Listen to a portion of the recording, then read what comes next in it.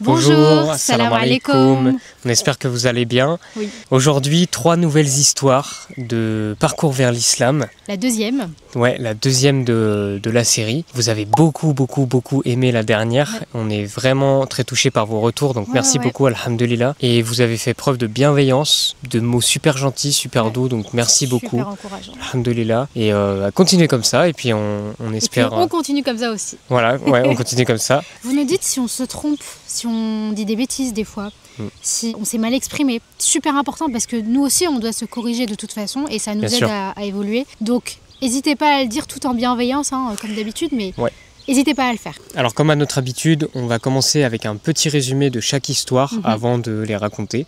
Donc voilà, je te laisse pour la première histoire. Ouais, histoire numéro 1. Anciennement remplie de préjugés, il pensait que l'islam était une religion dangereuse, mais après l'explosion de Beyrouth, une simple question l'a poussé à chercher la vérité. Pourquoi ? Waouh, c'est intriguant, ça donne envie. Ok. Deuxième histoire. Alors pour l'histoire numéro 2, née dans une société occidentale laïque, elle a toujours ressenti un profond désir de Dieu malgré une absence d'éducation religieuse. Après des années de quête spirituelle dans différentes religions, elle a commencé à lire le Coran par inspiration divine. Qu'est-ce qui s'est passé ? On va découvrir ce qui s'est passé. Ouais. Et troisième et dernière histoire. Avant de découvrir l'islam, il traversait une profonde crise existentielle et psychologique. En quête de vérité, il a tout remis à zéro pour chercher un sens à sa vie. Intriguant aussi. Bon, on connaît la fin de chaque histoire quand même, parce que c'est le titre de la vidéo. Je les ai pas lus, moi. Oui, mais on connaît le but de chaque histoire, c'est la conversion. Ah oui. On sait très bien où ils vont au final. Oui, c'est ça. Mais c'est tout le cheminement qui est intéressant. Le cheminement est super intéressant, c'est pour ça qu'on fait ça. Ouais. Ok, on y va tout de suite alors. Et première histoire. Ok, première histoire. Il nous dit juste au début, s'il vous plaît, faites attention, j'avais énormément de préjugés et j'étais ignorant. Je croyais des choses qui aujourd'hui me paraissent totalement absurdes. Je pense que c'était pour prévenir des commentaires qui allaient arriver sur Reddit. Tout a commencé avec l'explosion de Beyrouth. Quand j'ai vu la nouvelle, j'ai immédiatement pensé, bon, c'est le Moyen-Orient, donc sûrement une... Évidemment, avec le temps, on a tous appris que ce n'était pas une... Malgré tout, cette nouvelle m'a profondément troublée. Une question tournait dans ma tête, pourquoi les gens du Moyen-Orient ne peuvent-ils pas avoir une seule bonne année sans ce genre de drame ? Comme je l'ai dit, à mes yeux, tout venait de la religion, une sorte de « les musulmans méritent ça parce que leur religion est mauvaise et maléfique ». Heureusement, j'ai cette particularité, je ne peux pas me contenter d'une seule version des faits. J'ai soif d'informations et j'avais besoin de comprendre. J'ai donc décidé de commencer par en apprendre davantage sur ce que je considérais comme le problème principal. 2 points. Les extrémistes et leur religion. Pendant les 3 ou 4 mois suivants, je n'ai pas arrêté de lire et d'apprendre sur l'extrémisme violent et la guerre. Bien sûr, très rapidement, j'en suis arrivée à une conclusion, les musulmans étaient innocents.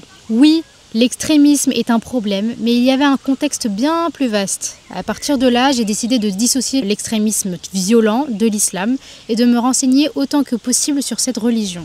J'ai commencé à lire le Coran, à regarder du contenu islamique pour avoir aussi ce point de vue, des contenus de Omar Suleiman, un érudit musulman américain et militant des droits civiques, Mufti Menk, un savant musulman qui va donner des avis juridiques islamiques sur des questions religieuses, je crois qu'il est au Zimbabwe, si je me trompe pas. Ok. Mosquée de l'Est de Londres, donc je pense que c'est des lives, des rediffusions, des réseaux sociaux de cette mosquée-là. Yarin Institute, un institut de recherche islamique et un groupe de réflexion américain indépendant fondé en 2016. Bayina Institute, c'est une plateforme en ligne qui propose un large éventail de cours aussi islamiques. Les conférences de son fondateur Nouman Ali Khan, Ali Dawa qui est un youtubeur. Et aussi Smile to Jannah qui est une chaîne YouTube avec un contenu éducatif islamique. Celle-là je la connaissais pas, je l'ai découverte avec la vidéo, en lisant l'histoire. Il dit tout ce que je pouvais trouver. 2 choses m'ont particulièrement marqué, le débat de Omar Suleiman avec un rabbin et un prêtre, qu'on vous mettra en description, et l'histoire de Joram van Klaveren, désolé si je dis mal, c'est le politicien néerlandais qui s'est converti. On avait regardé son histoire. Sur Towards Eternity, il y a l'interview, on vous la met en description aussi. J'ai commencé à remarquer quelque chose, on ne voyait jamais d'imam ou de cheikh invité à la télévision pour défendre l'islam. Ils n'étaient tout simplement pas invités. La désinformation était flagrante. Et pour empirer les choses, en réalité c'était pour le mieux, non seulement j'ai ouvert les yeux sur les questions sociopolitiques, mais en même temps, l'islam répondait à tellement de mes questions sur la foi, c'en était fou. J'ai toujours cru en un Dieu unique, mais j'avais l'impression de n'avoir jamais eu de véritable guide pour l'adorer. un guide qui m'explique le sens de la vie, un guide pour mener une bonne existence. À ce moment-là, j'étais un peu perdue. Soudainement, la religion que je croyais être la pire au monde commençait à avoir plus de sens que tout ce que j'avais connu dans ma vie. Et tout ce que je croyais auparavant était aussi un grand mensonge. J'ai été aussi profondément impressionnée par la manière dont la religion a été préservée et transmise. Même aujourd'hui, ce que j'admire le plus, c'est le tafsir, l'interprétation du Coran. L'exégèse. Ouais. Chaque détail de cette religion est étudié, révisé et enseigné avec soin. Après 6 mois de lecture, d'heures de vidéos et de conférences, je ne pouvais plus me mentir à moi-même. J'étais ignorant, mais je remercie Allah pour sa miséricorde et pour m'avoir montré le chemin. Toute personne qui pense que l'islam est mauvais a simplement été égarée. Qu'Allah nous guide tous. Amin. Ok. Super histoire, ça a commencé avec des questions. C'est souvent comme ça que ça fonctionne. D'ailleurs, il y a un hadith, il me semble qu'il est de Bukhari ou de Muslim. Celui qui emprunte un chemin à la recherche du savoir, Allah lui facilite par cela un chemin vers le paradis. Tu vois ce que c'est exactement ce qu'il a vécu en fait. Il a cherché à savoir les choses, à comprendre pourquoi il y avait de l'extrémisme comme ça qui se manifestait dans ces pays-là, pourquoi il y en avait dans mon pays, dans les pays proches de moi. C'est quoi les raisons, pourquoi on associe toujours ces faits avec une religion en particulier, avec des personnes en particulier. Et il a cherché et puis il a trouvé ses réponses quoi. En fait, ce que j'ai bien aimé, c'est que en fait, il a fait preuve d'humilité. Il s'est pas dit, ok, je connais l'histoire, je sais que c'est ça, donc l'islam c'est mauvais. C'est non. Je vais quand même chercher le point de vue de l'autre camp de l'islam. Qu'est-ce qu'il pense de tout ça, etc. Et c'est là où il a été amené à comprendre beaucoup de choses. Et comme il dit, réponse à certaines de ses questions. Donc, alhamdoulilah pour lui. Ouais, il s'est ouvert. À la fin, il dit toute personne qui pense que l'islam est mauvais a simplement été égarée. Alors, ou ignorant, moi je dirais. Ouais, c'est plus ça. Ou quand on dit personne égarée, c'est une personne qui a dévié du droit chemin. Une personne qui a décidé de suivre des mensonges. Mais tu vois, moi je trouve que justement, quand on n'a pas de Dieu, donc c'est-à-dire que, enfin on a tous un Dieu, mais c'est juste qu'on le reconnaît ou on le reconnaît pas, on est tous égarés en fait. Si tu n'appliques pas les enseignements de l'islam, c'est mon opinion, mais je trouve qu'on est très vite égaré. Parce que l'homme est pécheur, en fait, l'homme fait des erreurs, l'homme écoute le diable par nature. Mais c'est pas une situation définitive. En fait, ce qui est bien, c'est qu'on sait qu'on va faire des péchés, on est au courant. Dans la vie, on fait que des péchés, on se repent. On refait des péchés, on se repent. Et en fait, on fait ça toute notre vie, jusqu'à vraiment toute notre vie, peu importe que ce soit des gros péchés ou des petits péchés, hein, mais on en fait. Et le but, c'est de mourir en étant en train de se repentir. Et pas en train de pécher. En adoration. Je dis pas que si on meurt en train de pécher, on va en enfer. Hein. Je ne sais pas, je ne peux pas juger. C'est Dieu qui juge parce que seul Dieu connaît toute la situation dans son entièreté et le vécu de la personne. Donc même si c'est le plus gros des péchés que la personne est en train de commettre, tu sais pas ce qu'il y a derrière. Donc on peut pas dire cette personne elle va aller en enfer. C'est impossible. Le but, c'est de mourir en étant en train de se repentir. Ouais, de mourir en adoration. Et il y a un hadith, alors je ne sais plus exactement comment il est formulé, je vous le mettrai ici, là. Mais le meilleur des hommes, c'est celui justement qui se repent continuellement. Ce n'est pas celui qui ne fait pas de péché, c'est celui qui se repent, qui retourne vers Allah Azza wa Jal. Le Coran nous enseigne que le seul péché qui n'est pas pardonné quand on meurt dans cet état-là, c'est le shirk. Donc c'est associé à Allah, c'est vouer des actes d'adoration à autre que Allah. Juste le message qui en ressort de cette histoire, c'est la gratitude. Le mec à la fin, il est reconnaissant envers Allah. Il dit merci à Allah de l'avoir guidé. C'est magnifique. Et il appelle aussi à dépasser les préjugés parce que lui-même a dépassé les préjugés qu'il y avait. Donc je trouve que son message, après tous les messages de ces histoires sont magnifiques, hein. Mais super intéressant de finir juste sur le « je suis musulman, faites comme moi ». Non, il n'a pas dit ça, il a dit « merci Allah de m'avoir guidé ». Donc voilà, super histoire. On ne connaît pas son nom, on ne connaît rien de lui. Comme d'habitude, on ne connaît pas grand-chose des gens, hein. Juste ils racontent leur histoire et nous on la transmet. Mais waouh, Masha'Allah. Masha'Allah. Histoire numéro 2. Je viens d'un pays très occidental, européen et laïque. Cependant, je n'ai jamais été athée. Bien au contraire. Même enfant, j'avais un très fort désir de quelque chose de plus grand, quelque chose que je ne pouvais pas expliquer et que personne ne pouvait me définir. Aujourd'hui, je sais que c'était la fitra et qu'Allah a placé ce désir dans mon cœur pour que je n'oublie pas ma fitra et que je ne l'oublie pas lui. Je n'ai pas été élevé dans la religion, bien que le christianisme soit la religion prédominante dans mon pays, même si elle est à peine pratiquée aujourd'hui. Pendant de nombreuses années, j'ai cherché ce plus grand, que ce soit dans le christianisme, qui ne me convenait jamais car j'ai toujours cru en un seul Dieu, ou dans le bouddhisme, qui ne me convenait pas non plus, car à ce moment-là, je priais encore Dieu, et le bouddhisme n'a pas de Dieu personnel. Finalement, j'ai simplement décidé d'être spirituel, de prier le Dieu unique qui m'avait toujours semblé juste tout au long de ma vie et de m'en contenter. Je précise que je n'avais rien contre l'islam, mais j'ai grandi à l'époque du 11 septembre, donc pour moi c'était clair, l'islam ne pouvait pas être la bonne religion. À cause de cela, je ne m'y suis jamais vraiment intéressé en profondeur. Mais depuis 1 an et demi, j'ai recommencé à prier profondément et intensément Dieu, car mon désir de le trouver était devenu si fort qu'il en devenait presque insupportable. À ce moment-là, je ne savais pas encore consciemment que c'était Allah, mais c'était le même Dieu à qui j'avais prié toute ma vie. Pour des raisons que je ne peux toujours pas totalement expliquer, j'ai eu récemment l'inspiration de lire le Coran et d'apprendre l'islam. Cela peut sembler étrange à dire, mais aujourd'hui je sais, Allah l'a voulu ainsi. Il n'y avait aucune raison rationnelle pour que je fasse cela. Surtout que ces derniers mois, il y avait eu plusieurs attaques commises au nom de l'islam dans mon pays. Il est difficile de décrire ce qui s'est passé. J'ai commencé à lire le Coran et sans même savoir que la sourate Al-Fatiha est le cœur de la prière musulmane, au moment où je l'ai lu, j'ai ressenti un profond désir de la mémoriser et je l'ai fait. Ce n'est que plus tard que j'ai appris qu'elle était une partie essentielle de la prière. Beaucoup d'autres choses se sont produites qui me prouvent que Allah m'a clairement guidé. Puis j'ai visité une mosquée pour la première fois, c'était une visite guidée, et dès qu'elle s'est terminée, j'ai su, je dois revenir seul avec du temps et juste m'asseoir là. Donc peu de temps après, je suis revenu, je me suis assise seule dans la mosquée, et à peine l'avais-je fait que les larmes ont commencé à couler. J'ai pleuré pendant 2 heures. Tellement de choses se sont passées ces derniers mois, j'ai lu le Coran, des livres sur l'islam, regardé des heures de Makkah Live, prié et encore prié et j'ai tant appris. J'ai compris que tant d'éléments de ma vie n'avaient jamais eu de sens prenaient maintenant tout leur sens à la lumière de l'islam. Elle est belle cette phrase, j'aime bien. À commencer par la fitra, ce désir extrême de Dieu, le fait que pour moi il y a toujours eu un seul Dieu, un Dieu sans associé, et ce besoin profond de centrer ma vie autour de Dieu plutôt que de caser Dieu dans ma vie. Ouais, très important ça. Très important, on se rend pas compte.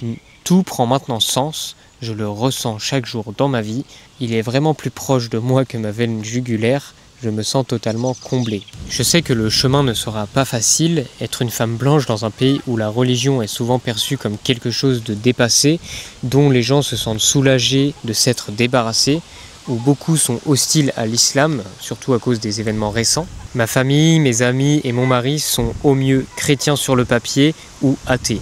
Il y aura beaucoup d'épreuves, mais au fond de moi, je suis en paix, car tout en dehors d'Allah perd toute importance. Je n'ai donc jamais commis de shirk, car j'ai toujours cru en un seul Dieu. Ça doit la rassurer de ne jamais avoir commis de shirk, du coup, et d'avoir cru en un seul Dieu. Ça veut dire qu'elle était bien guidée dès le début, en fait. Ouais. Par contre, ceci dit, si vous avez commis du shirk et que vous revenez à Allah, c'est un péché qui est pardonnable. Ce qui n'est pas pardonnable, c'est de mourir en état de shirk. Et sinon, tous les péchés sont pardonnables en étant sur Terre. Selon les enseignements du Coran. Il n'y a pas de point de non-retour, en fait. Le point de non-retour, c'est la mort. Voilà, c'est ça. Sinon, tant que tu es en vie, il y a de l'espoir. Même si tu as fait énormément de péchés dans ta vie, énormément, et que tu t'en rends compte, faut pas te dire « Ah ben c'est mort, foutu pour foutu ». Cette expression, elle est horrible. Foutu, il n'y a pas de foutu pour foutu en réalité. En vrai, tout est rattrapable. Ouais, on peut faire un parallèle avec l'écologie. Par exemple, ceux qui disent « de toute façon la planète elle est foutue, continuons à la défoncer », bah non, ça marche pas. De toute façon, on va tous mourir. Voilà. Oui, non.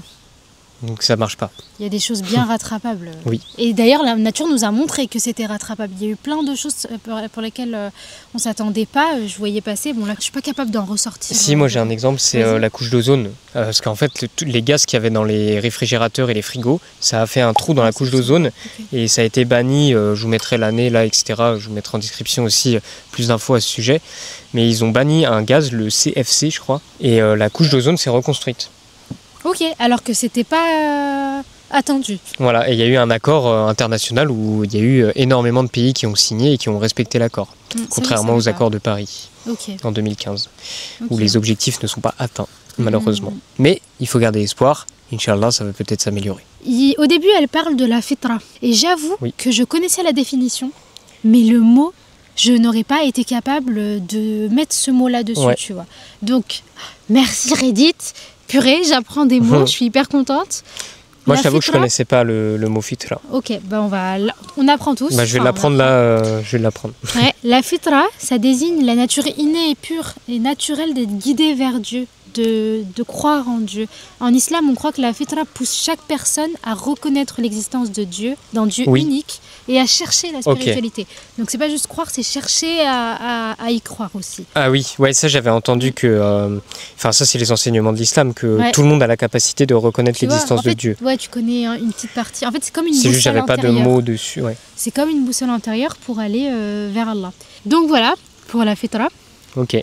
Super important, donc très contente d'avoir appris ce mot-là. J'avoue que je le connaissais pas. Je connaissais ce mot-là pour l'aumône obligatoire. Oui, zakat al-fitra. Ouais, moi je connaissais ce mot-là, fitra, mais je ne connaissais pas la fitra, cette définition-là toute seule en fait. De toute façon, en arabe, souvent les mots ont double sens. Le mot zakat, qui veut dire aumône, veut aussi dire purification.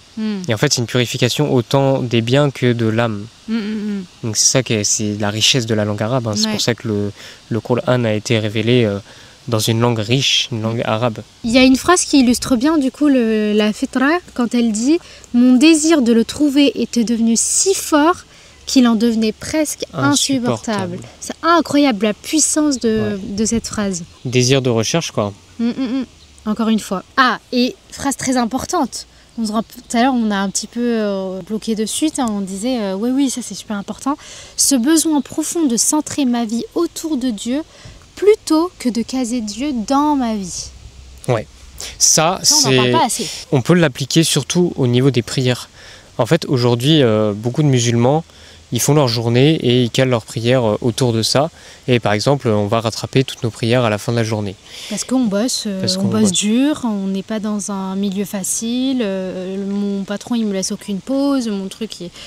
Et par expérience, nous deux, j'ai remarqué que quand on essaye, on fait notre maximum de ce qui est possible pour pouvoir faire les prières dans les temps, c'est là que les portes s'ouvrent en fait. Ouais. C'est là que il y a des facilités. On s'y attend pas du tout. Puis là on voit un truc, on se dit en fait il fallait juste y aller. Et la solution était là. Truc de ouf. Moi, je vais vous raconter une anecdote. Une fois, j'étais en intervention pédagogique avec des enfants. C'était il n'y a pas longtemps, là. C'était il y a un mois. Oui. En fait, c'était une initiation de beatbox à la journée. Je devais finir à 17h. Et le temps de ranger le matériel, il était 17h15, 20. Théoriquement, là je parle dans la théorie. Et en fait, j'avais pas ma prière de Dor à 14h.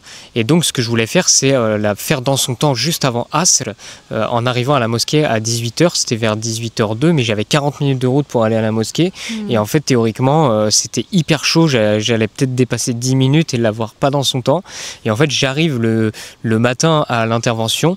On me dit, en fait, cet après-midi, il n'y aura pas d'intervention. Donc, en fait, du coup, j'étais tranquille. J'ai pu rentrer faire Dor tranquille. Parce que tu avais envie de faire Dor. Ouais, parce que j'avais envie. Et je pense que cette porte ne se serait pas forcément ouverte si j'avais juste dit c'est pas grave, de toute façon je la ferai après Asr, en dehors de son temps, tu vois. Et moi j'ai toujours le désir de faire les prières dans leur temps, et je trouve que ça ouvre énormément de portes. Là c'est un exemple comme un autre, mais on en a plein des comme ça. Ouais. Faut s'ouvrir des portes, faut tester, faut y aller, faut avoir l'intention très forte, faut avoir l'envie. Alors oui, j'ai l'impression que c'est facile à dire comme ça, mais faut cultiver l'envie. Il faut cultiver l'envie, et je pense qu'il faut avoir le désir de vraiment se rapprocher, se connecter à Allah Azza wa Jal. Ça ne veut pas dire qu'on est parfait, ça ne veut pas dire qu'on a tout le temps nos prières dans leur temps. Ça peut arriver, astaghfirullah, de les faire en dehors de leur temps, mais le tout c'est de faire au mieux, et après avoir espoir et mettre sa confiance en Allah Azza wa Jal pour espérer avoir sa miséricorde. Ça c'est très important. Ne désespérez jamais de la miséricorde d'Allah, peu importe vos péchés. S'il y a bien un truc pour lequel il ne faut pas désespérer, c'est ça. Tu peux désespérer pour tout dans la vie sauf pour ça. C'est le shaitan qui te fait désespérer, qui nous fait désespérer. Et au contraire, si vous êtes en train de culpabiliser auprès d'Allah en mode j'ai peur de ne pas avoir cette prière, c'est bon signe. Oui, ça c'est très bon signe. Ça veut dire que vous avez peur et que vous vous inquiétez et que vous cherchez les bénédictions d'Allah, la baraka d'Allah, vous la cherchez, vous cherchez à satisfaire votre Seigneur. Donc c'est une super bonne chose que vous vous inquiétiez. Il y a une expression, c'est si tu fais un pas vers Allah, Allah il en fait 10. Il fait une coudée vers toi, je crois. Tu vois, super marrant. Cette phrase, du coup, elle colle hyper bien avec ça, en fait. Je la connaissais pas. On va pouvoir passer à la troisième histoire. Ouais. Avant de me convertir à l'islam, j'étais dans une très mauvaise passe. Je me posais des questions comme quel est le but de la vie ?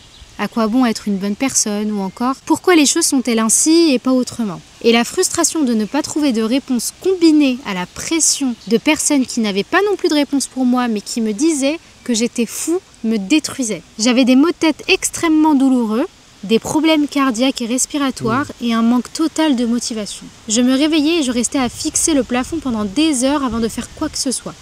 Finalement, j'en ai eu assez. Je me suis dit soit je trouve la vérité, soit j'en finis avec tout ça.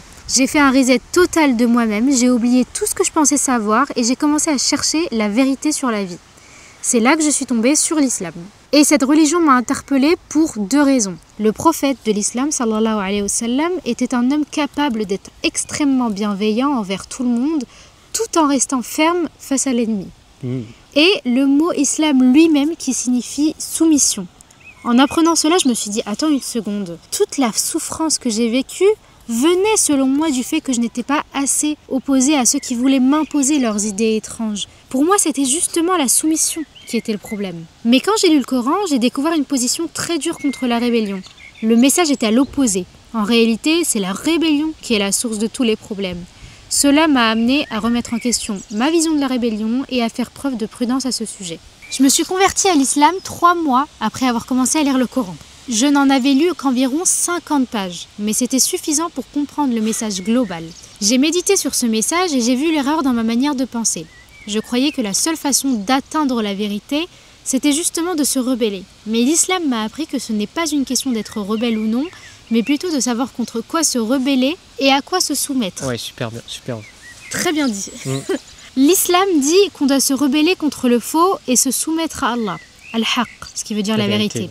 Le tout miséricordieux, le très compatissant. Je me suis convertie parce que l'islam m'a montré comment chercher la vérité et le prophète sallallahu alayhi wa sallam est la preuve que la voie de l'islam, la soumission, fonctionne. Car il était littéralement le Coran vivant et un homme aux qualités complètes. Et s'il a su être compatissant sans jamais être faible, cela prouve que l'islam est fidèle à ses principes et que ça fonctionne. Je me suis convertie dès cet instant et j'ai commencé à pratiquer pleinement. Quelques mois plus tard, après avoir étudié davantage, j'ai compris que la manière la plus sûre de comprendre ce qu'est un musulman, c'est de suivre le Coran et la Sunna, la voie du prophète Mohammed sallallahu alayhi wa sallam. J'ai donc commencé à apprendre auprès de savants sunnites, car leur ligne directrice est justement le Coran et la Sunna. Aujourd'hui, je suis musulman depuis 2 ans et demi, mashallah, et tous ces problèmes physiques et mentaux ont disparu. C'est comme si un poids immense avait été levé de mes épaules. Pendant mes recherches, je suis aussi tombée sur le christianisme. Évidemment, grosse religion. Mais le christianisme ne prétendait même pas apporter un équilibre dans la vie. Au contraire, il prônait une forme de déséquilibre du type « sois gentil avec tout le monde » ou alors « tant l'autre joue ». Le prophète Mohammed sallallahu alayhi wa sallam, lui, savait quand être doux et quand être ferme. Le christianisme ne le sait pas, selon moi. Et puis, le christianisme repose sur cette idée dogmatique que Dieu est un homme et qu'un homme est Dieu. Est-ce qu'une personne qui n'a jamais entendu parler de la Trinité ou de n'importe quelle religion peut y parvenir simplement en réfléchissant sur la vie ? Non, ce n'est pas du tout dans notre intuition naturelle.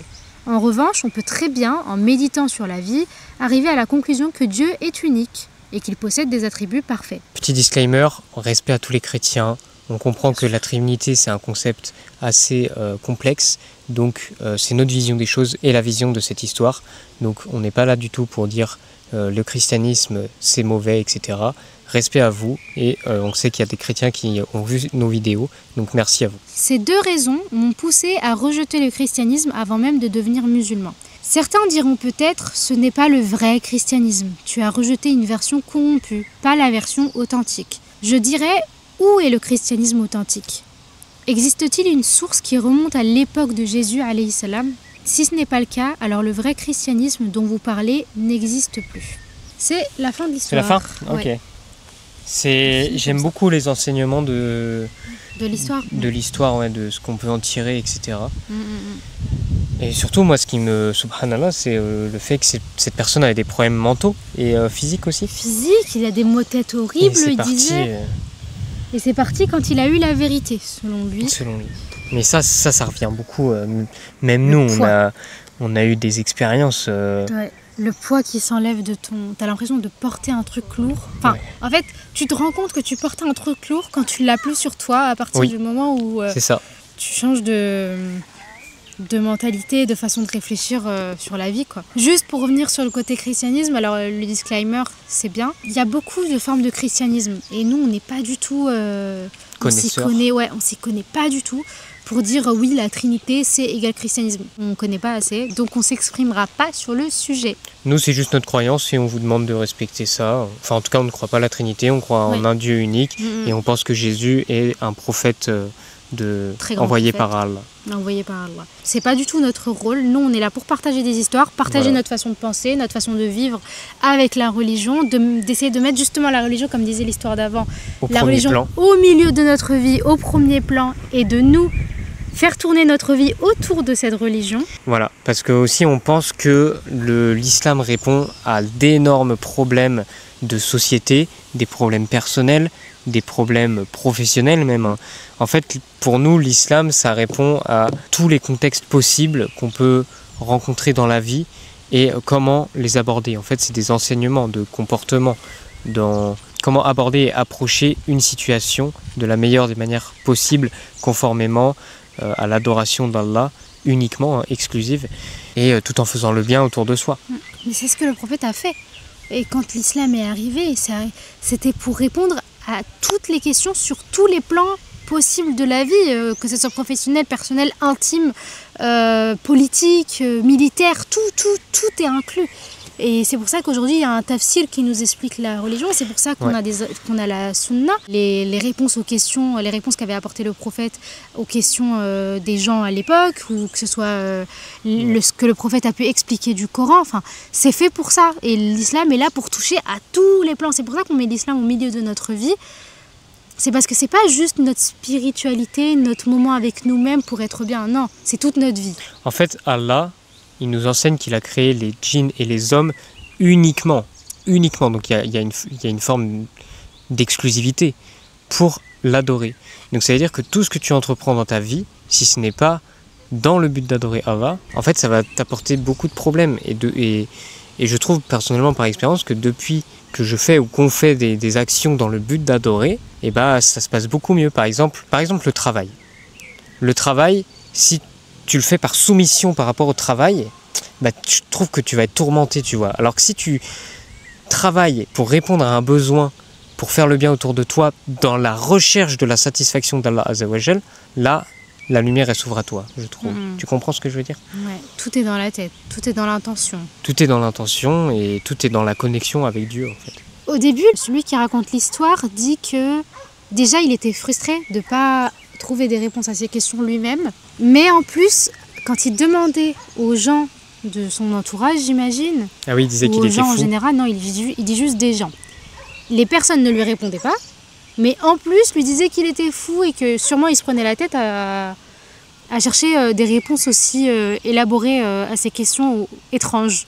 Mais c'était, tu vois la chaîne Rappel Sunna, il avait raconté son histoire, c'était exactement ça. On adore l'écouter. Le créateur de la chaîne est un converti et il a raconté son histoire dans une vidéo très intéressante.